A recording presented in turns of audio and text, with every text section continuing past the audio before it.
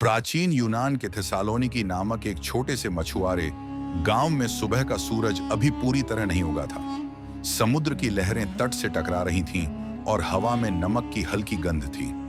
मछुआरे अपनी नावें तैयार कर रहे थे जब एक युवा लड़के ने चीखकर सबका ध्यान खींचा। यहाँ कोई मृत पड़ा है। लोग दौड़कर तट पर इकट्ठा हुए। रेत पर एक नीला पड़ा शव था जिसके कपड़े फटे हुए थे और चेहरा भय से विकृत था। गांव की भीड़ में से एक बुजुर्ग ने आगे बढ़कर शव को पहचाना। यह तो कैप्टन निकोलस है, उसने कांपती आवाज में कहा। निकोलस, जो 3 हफ्ते पहले मछली पकड़ने के लिए समुद्र में गया था, अब मृत था। गांव के पुजारी ओडिसियस, जिसके बाल सफेद और चेहरा झुर्रियों से भरा था, भीड़ को चीरते हुए आगे आए। उन्होंने शव के पास घुटने टेके और निकोलस के कड़े हाथ की जांच की। उसकी मुट्ठी में एक चमकता हुआ सोने का सिक्का था जिस पर एक त्रिशूल और प्राचीन अज्ञात लिपि में कुछ शब्द उकेरे गए थे। ओडिसियस का चेहरा पीला पड़ गया और उनकी आंखों में भय की छाया नजर आई। यह अटलांटिस का सिक्का है, उन्होंने फुसफुसाते हुए कहा। पोसीडॉन का शाप फिर से जाग उठा है। भीड़ में सन्नाटा छा गया। केवल समुद्र की लहरों की आवाज गूंज रही थी। उसी शाम गांव का मंदिर लोगों से खचाखच भरा था। मंदिर की दीवारों पर देवताओं की मूर्तियां थीं और बीच में पोसीडॉन की एक विशाल मूर्ति खड़ी थी जिसके हाथ में त्रिशूल चमक रहा था। ओडिसियस मंदिर के केंद्र में खड़े थे और उनकी आवाज गंभीर थी। सैकड़ों साल पहले उन्होंने शुरू किया। अटलांटिस नाम का एक साम्राज्य था, इतना शक्तिशाली कि वह देवताओं को भी चुनौती देता था। वहां का राजा एटलस लालच में अंधा हो गया था। उसने पोसीडॉन के मंदिर से एक पवित्र खजाना चुराने की कोशिश की। क्रोधित होकर ज्यूस ने पूरे द्वीप को समुद्र की गहराइयों में डुबो दिया, लेकिन पोसीडॉन ने अपने खजाने को एक गुप्त गुफा में छुपा दिया और उस पर शाप दे दिया, जो भी इसे छुएगा वह भयानक मृत्यु मरेगा। एक युवा मछुआरे ने साहस जुटाकर पूछा, लेकिन पुजारी, अगर खजाना डूब गया तो यह सिक्का यहां कैसे? ओडिसियस ने गहरी सांस ली, क्योंकि समुद्र कभी कभी अपने रहस्य उजागर करता है। यह सिक्का एक चेतावनी है और एक निमंत्रण। भीड़ में एक युवा नाविक डेमेट्रियस खड़ा था। उसकी आंखें खजाने के विचार से चमक रही थीं। डेमेट्रियस गरीबी से तंग आ चुका था। उसका परिवार भूखा था और उसकी नाव पुरानी होकर टूट रही थी। उसने ठान लिया कि वह यह खजाना ढूंढेगा, चाहे कुछ भी हो जाए। उसने अपने 2 सबसे भरोसेमंद दोस्तों को चुना। लिएंडर, एक अनुभवी योद्धा जिसके पास तलवारबाजी की कला थी, और हेलेना, एक रहस्यमयी जादूगरनी जो प्राचीन मंत्रों और जादुई शक्तियों की जानकार थी। रात के अंधेरे में तीनों ने गांव के बाहर एक सुनसान जगह पर मुलाकात की। यह खजाना हमारी जिंदगी बदल सकता है, डेमेट्रियस ने उत्साह से कहा। हम अमीर होंगे, हमें कोई नहीं रोक सकता। लिएंडर ने भौहें चढ़ाईं। लेकिन शाप का क्या? निकोलस की मौत कोई संयोग नहीं थी। हेलेना ने चुपचाप कहा, मैंने ऐसी शक्तियों को देखा है जो इंसानों के समझने से परे हैं। हमें सावधान रहना होगा। डेमेट्रियस ने हंसकर उनकी चेतावनियों को टाल दिया। डरपोक मत बनो, हम इसे हासिल करेंगे। अगले दिन तीनों गांव के पुराने पुस्तकालय में घुसे। वहां धूल भरी किताबें और चर्मपत्रों के ढेर थे। घंटों की खोज के बाद हेलेना ने एक जर्जर चर्मपत्र निकाला। उस पर एक द्वीप का नक्शा बना था जिसके किनारे पर प्राचीन यूनानी में कुछ लिखा था।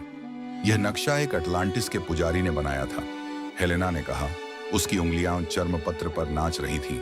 इसमें लिखा है कि खजाना क्रोनोस के दांत नामक द्वीप पर छुपा है। लिएंडर ने नक्शे को गौर से देखा। यह द्वीप समुद्र के बीच में है, जहां कोई नहीं जाता। वहां तूफान और राक्षसों की कहानियां हैं। डेमेट्रियस ने मुस्कुराते हुए कहा, तो हम वो पहले लोग होंगे जो वहां से जिंदा लौटेंगे। तीनों ने एक छोटी लेकिन मजबूत नाव तैयार की और समुद्र में निकल पड़े। पहले 3 दिन शांत रहे। सूरज चमक रहा था और समुद्र नीला और शांत था। लेकिन चौथे दिन आकाश अचानक काला हो गया। बादल गरजने लगे और लहरें नाव को हिलाने लगी। हेलेना ने आकाश की ओर देखा। यह कोई साधारण तूफान नहीं है, यह पोसीडॉन का क्रोध है। तभी एक विशाल लहर ने नाव को अपनी चपेट में ले लिया। डेमेट्रियस ने रस्सी पकड़ने की कोशिश की, लेकिन पानी की ताकत ने उसे दूर फेंक दिया। जब वे होश में आए तो खुद को एक अज्ञात द्वीप के तट पर पाया।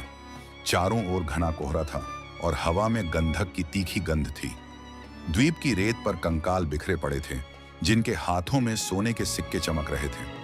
प्रत्येक कंकाल का चेहरा भय से जमा हुआ था, मानो उन्होंने मरने से पहले कुछ भयानक देखा हो। ये लोग भी खजाने के लिए आए थे, हेलेना ने फुसफुसाया। हमें वापस जाना चाहिए। लियांडर ने उसका कंधा थपथपाया। शायद हेलेना सही कह रही है डेमेट्रियस, यहाँ कुछ अशुभ है। हमें वापस लौट जाना चाहिए।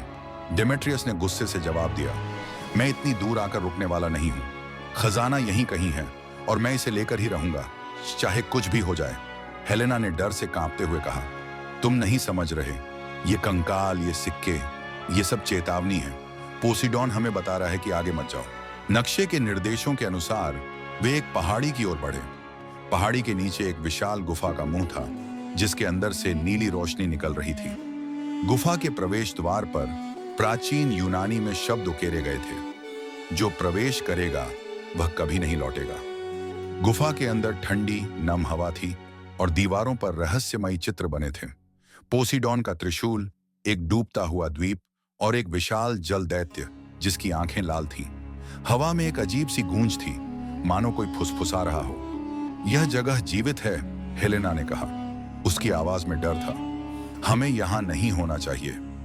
गुफा के अंत में एक विशाल कक्ष था।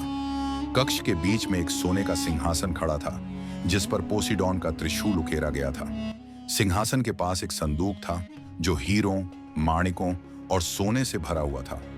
संदूक के ऊपर एक नीला रत्न चमक रहा था, जो पूरे कक्ष को रोशन कर रहा था। डेमेट्रियस की आंखें चमक उठी। हमने इसे पा लिया, हम अमीर हो गए। वह संदूक की ओर दौड़ा, लेकिन लियांडर ने उसका हाथ पकड़ लिया। रुक जाओ, कुछ गलत है, यह बहुत आसान था। तभी गुफा में एक गर्जनात्मक आवाज गूंजी, कौन है जो मेरे खजाने को चुराने की हिम्मत करता है? गुफा की दीवारें कांपने लगी, जमीन फटी और उसमें से एक विशाल जल दैत्य प्रकट हुआ। उसका शरीर पानी और काले धुएं से बना था और उसकी आंखें लाल बिजली की तरह चमक रही थीं। उसके हाथ में एक त्रिशूल था, जो बिजली की तरह चमक रहा था। लियांडर ने अपनी तलवार निकाली और दैत्य पर हमला किया, लेकिन दैत्य ने एक ही झटके में उसे दीवार से टकरा दिया। लियांडर बेहोश होकर गिर पड़ा। डेमेट्रियस ने संदूक को छुआ, लेकिन जैसे ही उसने ऐसा किया, उसके हाथों में काली नसें फैलने लगी। वह चीखा, यह जहर है। हेलेना ने एक प्राचीन मंत्र पढ़ना शुरू किया, लेकिन तभी गुफा की छत से पानी की बाढ़ आ गई। पानी इतनी तेजी से बढ़ रहा था कि वे डूबने लगे। हेलेना ने अपनी जादुई शक्तियों का उपयोग कर एक हवा का बुलबुला बनाया और खुद को बचाया। वह पानी के साथ बहती हुई गुफा से बाहर निकली और एक टूटी हुई नाव पर सवार होकर समुद्र में निकल गई। कई दिनों तक वह भूखी और प्यासी समुद्र में भटकती रही। जब वह थेसालोनिकी पहुंची तो गांव वालों ने उसे किनारे पर पाया।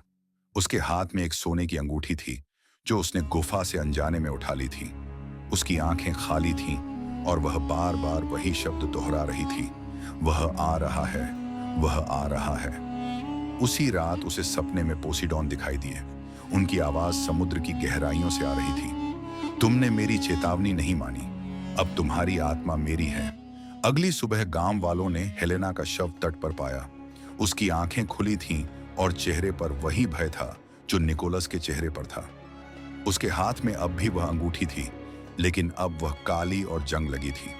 ओडिसियस ने गांव वालों को इकट्ठा किया और चेतावनी दी, यह खजाना शापित है, जो भी इसे ढूंढने जाएगा वो कभी नहीं लौटेगा।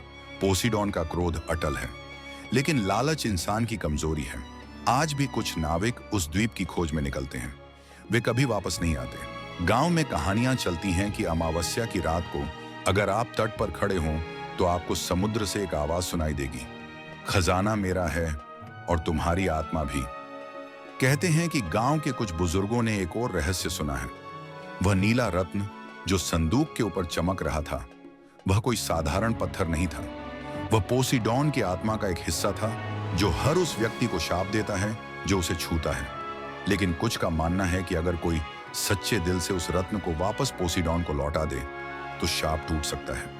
क्या कोई ऐसा साहसी होगा, या यह शाप अनंत काल तक चलेगा?